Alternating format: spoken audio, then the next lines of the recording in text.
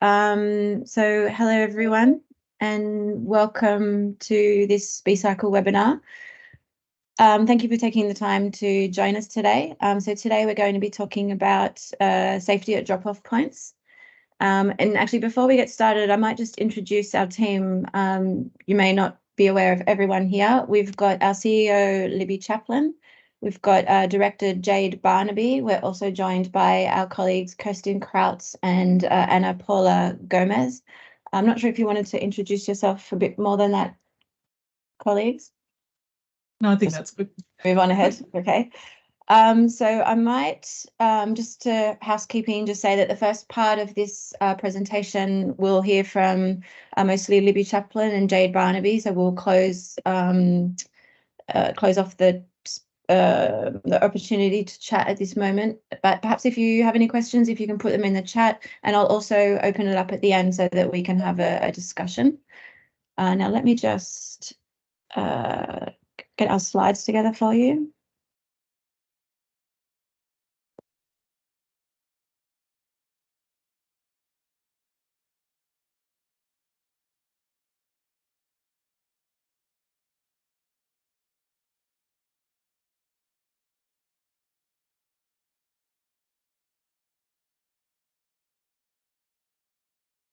Just a moment.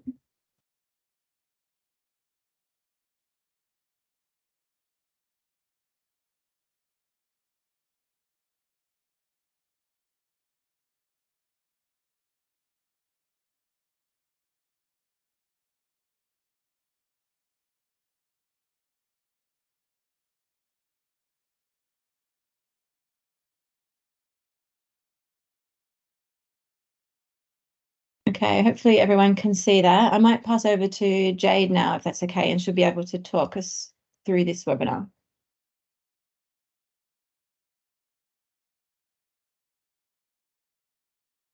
You're on mute, Jade. Thank you, Libby. I was going to say thanks, Cara. Thank you, Libby, and thank you everyone for joining today. We're going to be talking about a very important part of the scheme, and that's making sure that the drop-off points are as safe as possible. We have discussed this in the past, so this is trying to build on previous information and new findings where possible. But really today we'll talk about why we need to be concerned about safety at drop-off points, who is responsible, where we start when we talk about safety at drop-off points, how we can obviously ensure they're safe, going through training, the health checks that BSC does, what are some common concerns and FAQs we get from the drop-off points regarding safety, and obviously walking through our commitment to continuous review and improvement, and then some time for questions. So thanks, Cara. So firstly, why do we need to be concerned about safety at drop-off points?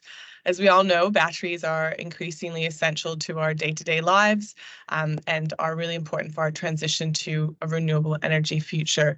We do know that they're made up of finite resources. The good news is they are highly recyclable, and as I mentioned, they're essential to secure our renewable energy future. However, in doing so, the use of batteries, and in this situation, their disposal, their collection and disposal for recycling batteries have a number of concerns, and that is that they can be highly corrosive, toxic, and also flammable, which I'll go into a bit more detail of. Next slide, please. Just to talk a little bit on the risk of fires, is probably no surprise to anyone on the call that we are increasingly experiencing fires in the waste and the collection services that we have, not just for batteries, but obviously general waste and recycling. So one of the key objectives of B-Cycle is to reduce this risk, and also to make sure that batteries don't end up in our general waste and recycling trucks and systems. So we really want the community and anyone that uses a battery to dispose of them through our network of B-Cycle collection units, because they have increased protocols and controls to manage the risk of fire. And so obviously we want to make sure we have the safest option for disposing of batteries. We do know a major collection company in 1 month alone reported up to 15 fires that they had confirmed that were started from a waste battery. So we really want to make sure that we remove used batteries from the general waste and recycling system and really try to discourage the community from disposing them through this process. Thanks. Next slide. So who is responsible for the safety at drop-off points? The really quick and simple answer is essentially safety is everyone's responsibility. I'm going to go through in a bit more detail what exactly that means to different parts of the value chain and especially those involved in the collection side of batteries. Next slide, please. So I think you went back one. Next. Come back two. Thank you. So essentially, all B-cycle participants have a role to play to make sure that the drop-off points are as safe as possible. For the host location, it's making sure that the site where the bin is being located is covered, is secure, is not in the bin's not contained out in the weather, and to making sure that it's being looked after and that the staff are aware on site that there is a B-cycle container there and that has certain risks to it. So again, the staff on site at B-cycle drop-off points should be informed of the risks and that they do have a B-cycle drop-off container. They should look out for it, make sure that it's kept under good care and maintained well. If there is any, I guess, incidents such as they're over filled or there is damage to the containers, to report that to the collector and to make sure that they're being collected in a regular way to avoid any overflowing of batteries and to make sure that the users aren't also disposing of other things in those containers or trying to take batteries out. Obviously, the users have an important role to make sure that they're only disposing of batteries into B-cycle containers and not other items. I'll go into a bit more detail of things such as covering terminals to make sure that we can reduce those risks, but they have a role to play in safely disposing of the used batteries at the drop-off points. And then lastly, the collector has the responsibility of making sure they're picking up the containers in a timely fashion, that they're being able to transport them safely from the drop-off point to the sorter recycler for recycling, and that they do so that in ways that meet any regulatory obligations and are compliant with any jurisdictional laws and federal laws such as the DG Code. Next slide, thanks. So where to start? B-cycle, through our drop-off point accreditation, has tried to make it as easy as possible for any drop-off point to make sure that they're operating safely and that they understand their responsibilities. This is outlined in the Code of Practice, which any existing accredited drop-off point would have committed to and signed. And anyone that would like to host a drop-off point, we ask that you review this document in detail, understand the requirements of the Code of Practice and commit to implementing them when you do host a drop-off, B-cycle drop-off point. In there, we talk about how you appropriately partner and communicate with your collector, how you can establish a safety plan and develop a risk assessment to implement a safety plan through. We talk about fire in more detail and the use of only using approved bins and how to really maintain and look after the location where the drop-off point is. So really the Code of Practice is that first point to start when considering to offer a drop-off point to your community or to your customers. Next slide.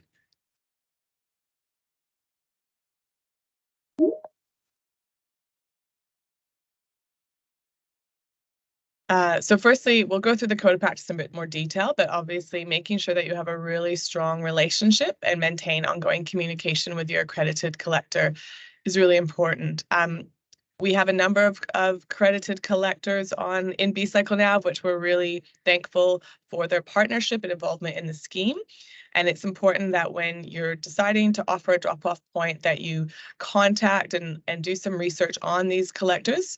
Some of them only operate in specific regions of the country. The majority do offer a national service, which is great, but they offer different service models, and you really have to understand what's the most appropriate for your business or for your organization's need. So really the first thing you need to do is make sure the company you're reaching out to collect your batteries is B-cycle accredited. And again, that's listed and easily available on our website. Ask them about what types of containers they have and evaluate how well they comply with any legal requirements and as well as meet our own B-cycle container protocols. In our B-Cycle container protocols, the containers an accredited collector must use if they want to participate in the scheme at one of your drop-off points includes completing a risk assessment of the containers, that they're compliant with storage and Australian Dangerous Good Codes requirements, that the containers are flame resistant, that they have a safe and legal closure at the top to make sure we minimize any leakage or spillage or any tampering with that container, that they are appropriately labeled, and this includes B-Cycle branding and our logo, as well as any legal requirements, and that they have appropriate safety messaging on how to dispose of batteries safely into these containers. So once you're happy with the collector and the containers they can offer that might fit into your own organizational needs, obviously you need to establish an agreement and the appropriate service levels to service your drop-off point. Next slide, please. We have done recently a lot of work on safety labeling for the containers. I might pass over to Cara or to Libby to talk to this in more detail. Happy to do so. Thanks, Jade. Yes, and welcome everybody. Yeah, a little bit of background here I think is important. Most of you probably are aware that as a condition of our authorisation, we were required to develop a button battery safety strategy, and part of the implementation of that was communication around safety and taping batteries, and as a result of that, the Button Battery Advisory Group has been very focused on this aspect of the communications.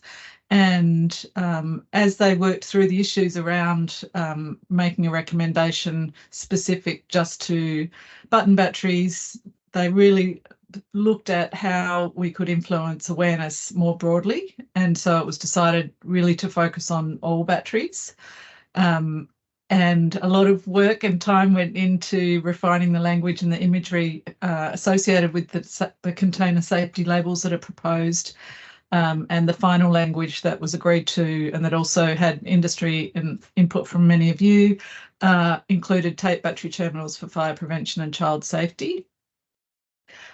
So we are in the process of getting the stickers printed up. So this is probably the last day, Cara, I would think, that you can put in order for printed stickers for this round. But the images can either be used in a digital format or as a sticker. And then there's an expectation to have that in place quite quickly. And that's important for us because we're having to provide regular updates to the ACCC on the proportion of the network that has the stickers. Just to give you an idea of what they look like, there are 3 different options, Cara, on the next slide. One's in the B-Cycle colours, which I think is the most beautiful. You'll see there the language around tape battery terminals for fire prevention and child safety, always, and also always use clear sticky tape. So we have it in the B-Cycle colours. People can also choose black and white or a clear white sticker. This particular version's on a box, but it could be on a container and show the colours underneath. So we'll be seeing those out in the field quite soon, and feel free to reach out to Cara or myself or Jade if you've got questions about that. Back to you, Jade. Thanks, Libby. Next slide, please. I'm going to hand over to Cara for this one, I think. Thanks, Cara.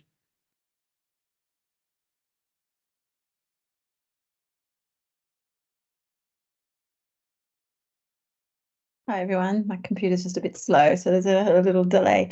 But yeah, so following on from what Libby Chaplin was saying just a moment ago, this campaign also stems from the Button Battery Safety Strategy and the recommendations from our advisory group to focus on all batteries.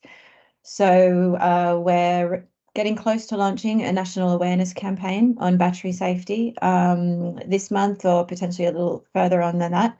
As it says here, the key messages are still in development, but our principal message is to be safe in the use and storage of batteries, to never put them in curbside bins, to tape terminals with clear sticky tape, and of course take to a B-Cycle drop-off point.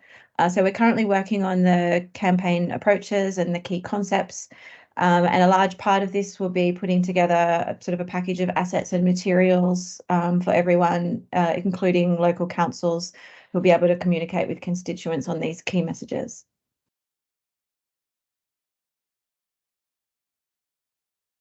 So this is just very early concepts, looking at the one on the left, which was probably the preference. So this tape saves lives, and obviously a bit further down the track, focusing more on the child safety angle and also on the impact of fires that we see in the waste stream. And on this one, I'm going to pass back to Jade. Thanks, Cara and Libby, for the update on the messaging that's rolling out, safety messaging that's rolling out. There was just a question on damaged batteries coming into B-cycle drop-off points. I'll speak to that a bit later, if that's okay, Eduardo. But I'll go through the agenda of the webinar, if that's all right now. So previously, as we were mentioning, it's really important to have this strong relationship and ongoing communication with your collector. If you're a drop-off point, your collector is probably the primary point of call if there's an issue with a pickup not coming on time, a container not being as you thought it was, or if there's an issue being able to access it or damage the containers, etc. They are really the go-to in this scenario at this point of the recycling value chain of a battery. So I highly recommend that you make sure you have a strong and ongoing relationship with them. So once you've selected your collector, and you can confirm the arrangements for the safe and accessible site of a drop-off point, you will select the appropriate bin, and there's just 2 there, but there's a number of different containers available depending again on traffic in the drop-off point location and expected battery types you will be collecting.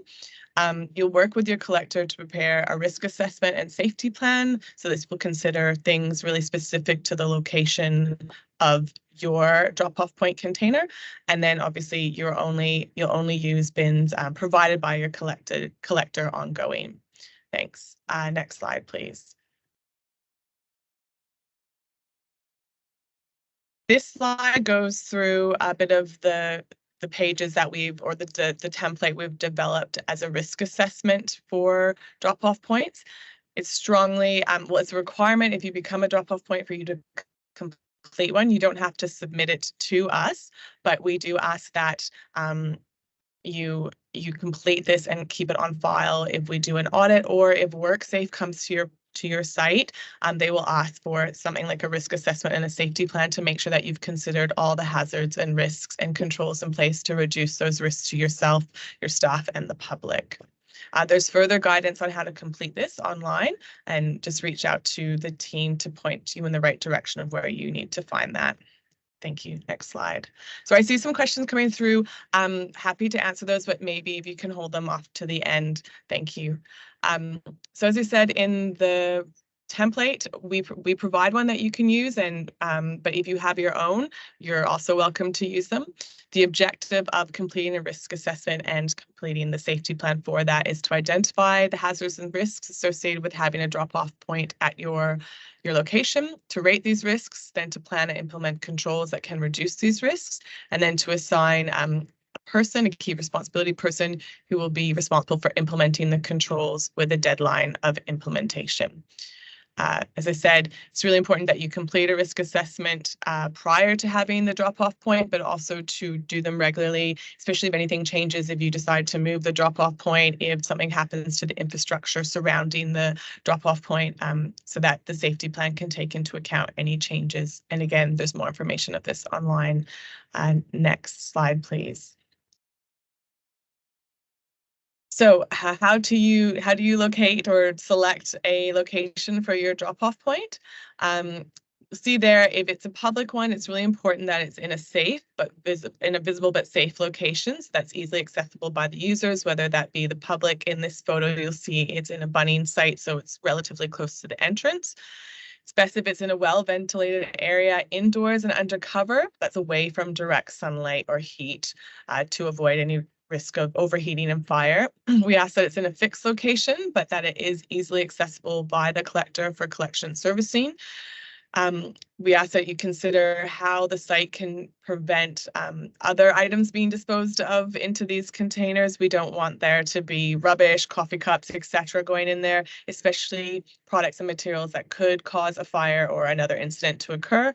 And obviously, we really want the container to be located somewhere where it prevents exposure to excessive heat and so that there is a reduced risk of fire. The containers need to have B-Cycle logo and branding on them. And as Cara and Libby mentioned, will in the future need to have this safety labeling to make sure that we can prevent incidences from occurring. Next slide, please. So the maintenance and care of the containers is a shared responsibility with the collector and the organization hosting the drop-off point. It's really important that these bins are maintained on a regular basis, and this is for safety of the public and also for any other users or staff at your organization. We ask that you ensure the bins are kept in good condition, don't have the potential to cause any harm to the users. So for example, that they're not broken or something sticking out that could hurt someone, that they aren't overflowing with batteries, and obviously that they're regularly serviced and picked up.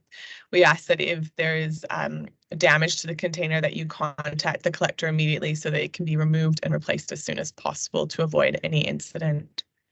Thank you. Next slide. Again, some other reasons why you may need to contact your collector. Obviously, if the bin is full and your collector was not aware of this, please contact them. Some of our containers have sensors to detect fullness, but sometimes they don't, and sometimes it's not always working properly. So obviously, if the container is full, please contact your collector for a pickup. If you're concerned about the quality or the safety of the bin, if you are planning to change the location of the bin, please notify them as soon as possible. And obviously, if you're planning to relocate your business, close your business, or anything that may impact the ability of the collector to come pick up from where they currently know the drop-off point and container to be located. Thanks. Next slide.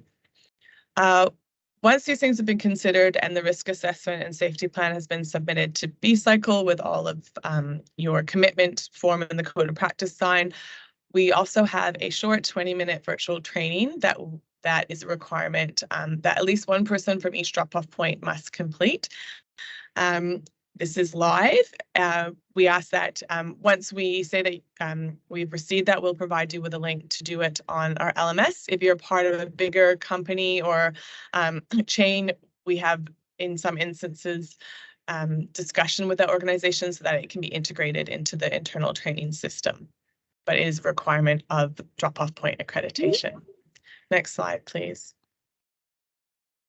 In addition to the safety training, we are constantly in developing new safety training, education tools, and assets. So you'll see we've got a fact sheet there on how to deal with emergency responses for batteries. We've also got some great videos on how to tape batteries to reduce the fire, button battery safety, which we actually received international recognition for as well. So please, these are all on our website. If you can't find them or you'd like to get more information, please get in contact with us to how to use these.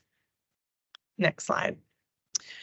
We do have, as a part of our accreditation in our program, we do random and also risk-based health checks throughout the year. So these are for drop-off points specifically, and that's to make sure that the drop-off points are meeting their accreditation and, most importantly, are safe to both the site they're hosting and the users of the drop-off point. So really, the intent of the health checks is to increase awareness of the risks and safety of that B-Cycle drop-off point, to ensure that the drop-off point is meeting all the accreditation requirements, and really focuses on encouraging improvement and best practice in the area of safety and risk management. So now I'm just going to go into a few common safety concerns and FAQs that we frequently get. I'll try to answer some of the questions that came through, and if not, please ask more and I'll do my best. So we often receive queries about how we can manage the risk associated with damaged, leaking, and swollen batteries. I just want to caveat this with that the risks aren't necessarily all the same, but in many ways they should be treated in the same manner. So obviously, when handling any leaking or swollen batteries, we encourage the use of appropriate PPE. So that would be gloves and masks and eye protection, especially if you suspect the batteries are very damaged. If the battery is damaged, we ask that you isolate them and place them in a flame-resistant blanket or container, if available, away from the other batteries. If it's very badly damaged, we recommend you place that in a separate location, so not in the same vicinity, at least 3 meters away. We have further information on this on the website as well. Then we ask that you contact your collector to notify them that you have these damaged or stolen battery, and to discuss with them how they can appropriately collect them when they next come to service your containers. Never put damaged or leaking or swollen batteries in the waste and recycling bin, because that the fires that we mentioned, those are most susceptible to fires if they're crushed in a compactor, etc. I just saw a couple of questions. Excuse me. I'm working through the questions too, Jade.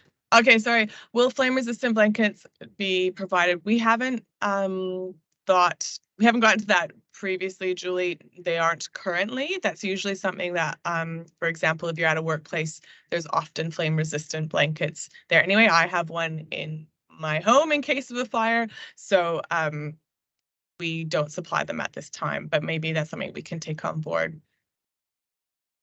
Next slide, please. And thanks, Libby. So how to reduce the risk of fire? Unfortunately, any battery that holds a charge, which is basically every single battery we use, has a chance of igniting and starting a fire, and has exposed terminals. They can spark and as I said, cause fires. Lithium batteries do represent a higher fire risk. Lithium batteries, for those of you who don't know, are your rechargeable batteries. So those are batteries that any AA or AAA batteries that are chargeable, the batteries in your mobile devices like mobile phones, laptops, the e-scooter bikes, the e-bikes, they have a higher risk of fire due to their chemistry, which makes them more susceptible to a thermal runaway event in the event that a battery is damaged or subject to very high temperatures. The most effective way to reduce the risk of fires is to protect the terminals through taping, and this is making sure you protect the pointy ends of the battery or the sides of the coin button battery cells. So our recommended safety messaging for this is to make sure that you never dispose of used batteries in the general waste and recycling bin, especially damaged batteries, and to always tape the exposed terminals to reduce the risk. Thanks. Next slide. So in the event of a battery fire, including a lithium battery fire, we'll just go through some steps you can do to make sure that you keep safe. There was a question, Andrew, only dispose of flat batteries? Yes, unfortunately, most batteries have I can't remember what it's called, but like a remaining charge. So even when your laptop battery goes flat, there is a minimal charge that's left so that when you plug it in, you can recharge it again. And once that's gone, you can't recharge it. So it's very difficult to fully discharge a battery. But obviously, if it's a single-use alkaline AA battery, that's preferred. As Libby says, there's more guidance on this on the website. So although unlikely, there is a risk of a battery-related fire at a B-cycle drop-off point. And unfortunately, some of these battery fires, particularly lithium-ion battery, are really challenging to extinguish and can be very destructive. So in the instance of any fire at a B-cycle drop-off point, we ask that you do not attempt to fight the fire yourself, evacuate the area immediately, and call emergency services. Do explain to them that you have a fire that you think may be caused by a battery and is in a battery drop-off point and can contain lithium. Do not re-enter the area. Wait, obviously, for the emergency services to arrive and to call your collector and report the incident to us. We ask that because we're trying to really gather as much information as we can about fires, especially lithium fires, so that we can understand them and understand what are the best controls to reduce the risk of fires. Next slide, please. So this slide is just talking to our commitment to continuous improvement. I don't know if there's further content on this slide. Okay, maybe if you can put them all down, but really B-cycle, we we wish to seek through the scheme the safest battery recycling collection network globally. We do understand the technologies, including the battery chemistries we use, are evolving and changing all the time. So this is something we're trying to keep up. We're seeking to keep up through our continuous improvement. And then as such, the guidance and the documents we'll be able to provide to yourselves are being continuously reviewed, consulted on, and improved so that we can improve the outcomes and reduce the risk of batteries in general, not just at the end of life. We are looking to host a battery safety workshop later in 2023, and we'll keep you all informed and hopefully can provide further guidance then as well. And lastly, that's it. And I guess really we want to help and reduce the risk as much as possible. If you have any questions, happy to attempt to answer them on the chat, or if you want to put your hand up, can also ask them.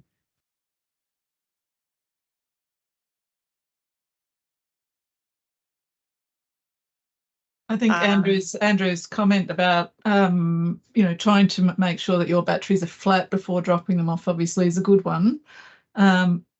Would also recommend any other suggestions, because we will be in the process of updating our safety information on the website over the next couple of months. So it's a good time to share with us if you've got good controls or good ideas for how to improve safety.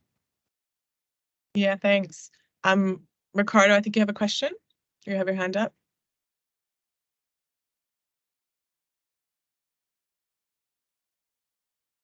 You might be on mute. Can we unmute Kirsten? Let me have a look. I think I'll Mike. Oh, no. We're all muted. Yeah, let me try and look as well, Kirsten. Oh, hello guys. Ricardo here. Can you all hear me? Yes. Awesome. So Ricardo from Barron Shire Council here. With the documentation that I've been reading from B-Cycle and even from this webinar, it's always suggesting that we have a good relationship with our credit collector and source out our bins with them, which I try to do, but then apparently my credit collector does not provide the bins. So I was just trying to understand how we go from there, because yeah, all the materials would say source it out with your credit collector, and then when I go there, they say we don't provide the bins. We're still waiting for some guidance from B-Cycle. I'm not sure if you guys can update us on that. Yeah. Hi, Ricardo. I'm sorry. Oh, go ahead, I was going to say, when the scheme was designed, Ricardo, the concept of stewardship is always to have that shared responsibility, and so we, the rebate was actually intended to offset the costs of the collection and transporting, specifically because that's where the market failure was.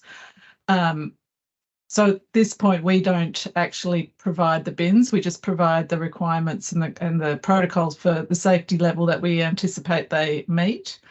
In some cases, the collectors do provide the bins. In others, it's the drop-off points that do provide them. But it's always good to hear feedback from you if that's an issue.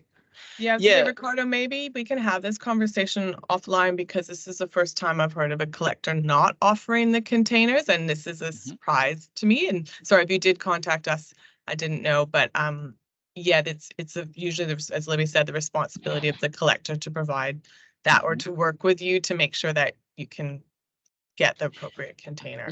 Yeah, that would be great. Should I send you an email or should I contact you some other way? Yeah, that would be helpful, because thank you. What email should I contact you, or this one, contact@bsc.org? Is that it? Yeah, that's fine. Thanks. Okay, cool. No worries. Thank you. Yeah. I just saw a question from Julie. Yeah, that's a really valid concern about being adequately resourced for fires.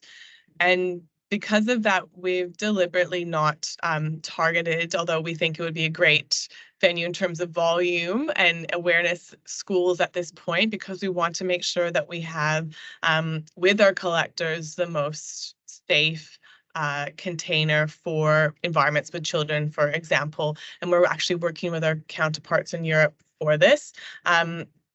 A lot of the bins in our existing grocery store network are incredibly secure. As I said, they have heat sensors and weight sensors. But yeah, there are certain environments that would like to be able to work with the collectors and those drop-off points to make sure they're as safe as possible. And I think that's really one of the key reasons that we introduced the risk assessment and safety plan, so that you could look at specific situations and make sure that those risks were being firstly identified and then controls or different actions taken to minimise the risk.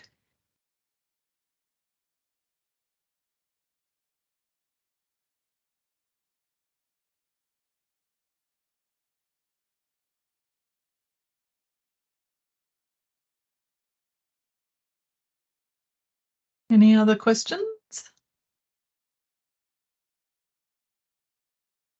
As I said, just obviously let us know if you do have ideas for improvement, and over time, you know, we're all learning in this space. So as if you come across new solutions or new ways of improving safety, then please reach out to any of us in the team.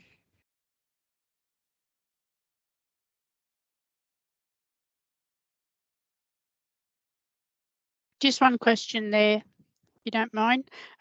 With the new stickers that are coming out, would it be the collectors that are bringing them, or do you send them out to the drop-off points? They will be going out through the collectors. That's the most efficient means, and because most of them do provide the bins themselves. But for the local councils, you know, there's definitely potential if you would specifically like to get some. You could let us know what you might need. Oh, okay, we'll see what the collectors bring with them and have a look then.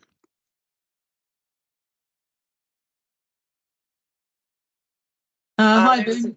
Yeah, hi, Ben. I think the real focus here is really making sure that no matter what the drop-off point, and we would like to have as many as possible, obviously, to get the broadest number of batteries in, that those risks are being very carefully identified and then controlled. So we don't specifically address any one type of site. We don't prioritise any particular one, but we do require that each of them identify and manage the risk at that site.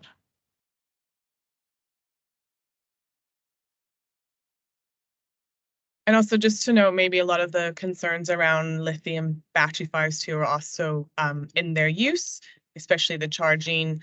So it's not just use batteries. If anything, it's more, there's more risk during their recharging as well.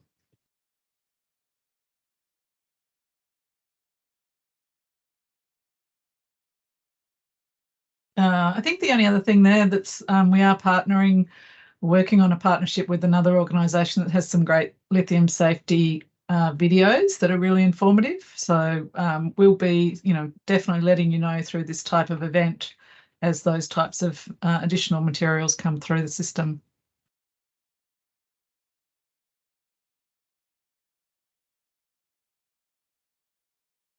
Thanks, Jade. Really appreciate your hard work on this one, and Cara too. Thank you, and Kirsten. No worries. Thank you. Thanks, Libby. Thank you, Cara and Kirsten and Anna, and thanks everyone for attending and your great questions. Thank you, everyone. Bye for now.